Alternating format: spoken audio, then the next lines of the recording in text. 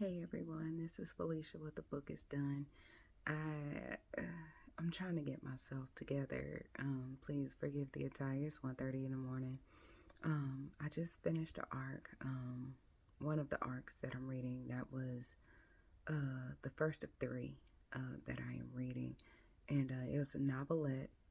It is called Moribund by Jennifer Osborn. This is her second book. It is set to release on June 22nd of this year. Um, when I tell you, it's only, of course, it's I can't even get my thoughts together. It is a book. It's an ebook, um, that I read. So like, just the ebook itself is like 81 pages, 80 some pages. It's small, but it's a lot that's packed in that book. This will have some spoilers, so I apologize in advance. I'm gonna try not to because it's an arc, but it's 81 pages, y'all. So I'm gonna try my best. But when I tell you this book was heavy, it's heavy, like mentally heavy. Um, the triggers. The biggest triggers are domestic violence, domestic abuse, verbal abuse, um, and alcohol abuse.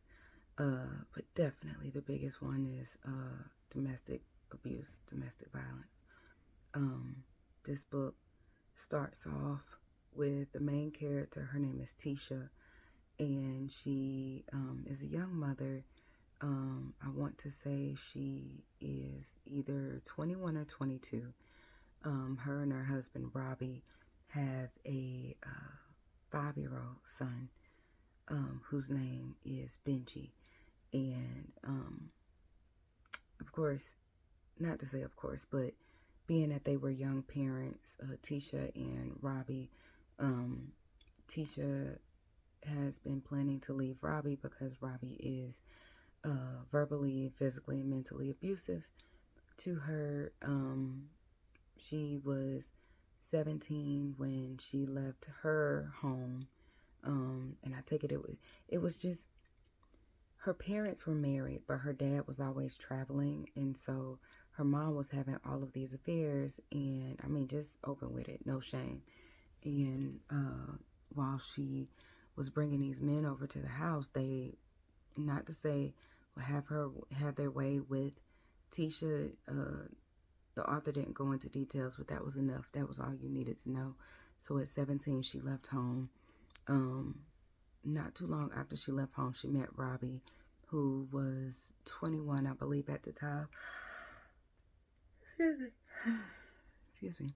He was 21 at the time, and he seemed to quote unquote have it all. He had a car, he had a job, he had his own house, he had a trailer in the book. And so, for Tisa, and she said it, it was like a dream come true in leaving where she left. And so in the book, she said that she went from dream come true to playing house to her getting pregnant. And so when they found out that they were pregnant, maybe about 3 weeks after they got married, so you have a 17-year-old and a 21-year-old. I don't even know where this is located state-wise, but you have two young people. Excuse me. I'm so sorry. I'm going to go to bed after this. Um, but you have two young people who are now married, now has the stress of parenthood on them. So that's when things started to take a turn for the worse, where Robbie became verbally abusive, just overwhelmed. Parenthood. She, throughout her pregnancy, she was tired. I mean, she's still developing, like 17 going into 18. You're still developing, even though you're quote unquote an adult here in the United States, you're still a baby. And so, being that she's going through pregnancy, she has all of these emotions. She's married. She ran away from home. So it's just all of this stuff. Robbie is overwhelmed in her being pregnant. He was kind of spoiled and them having each other. And then it was like, excuse me, I have to stop doing this. But if I don't talk about these books, as soon as I finish them, it's no telling. But he's overwhelmed by life. He's a breadwinner in the house. And so it's a lot of tension, a lot of tension, a lot of stress. And so the book goes on, and it's one of those episodes where he comes home drunk. He just comes home just upset, and he's yelling and fussing, and she's trying to protect her son Benji, and she's making plans to leave him just because she was like, after he hit me that first time and it was in front of our child, I was done. I'm not gonna have my son grow up in this atmosphere. So the resilience and just the strength and the courage and all of that, man, powerful, powerful, powerful.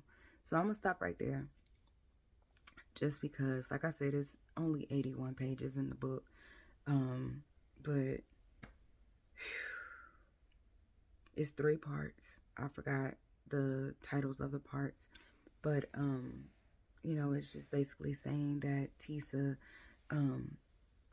finally made the decision to leave her husband and take her child with her, but soon after she makes that decision, she starts to hear voices. And so that's what the book kind of goes on.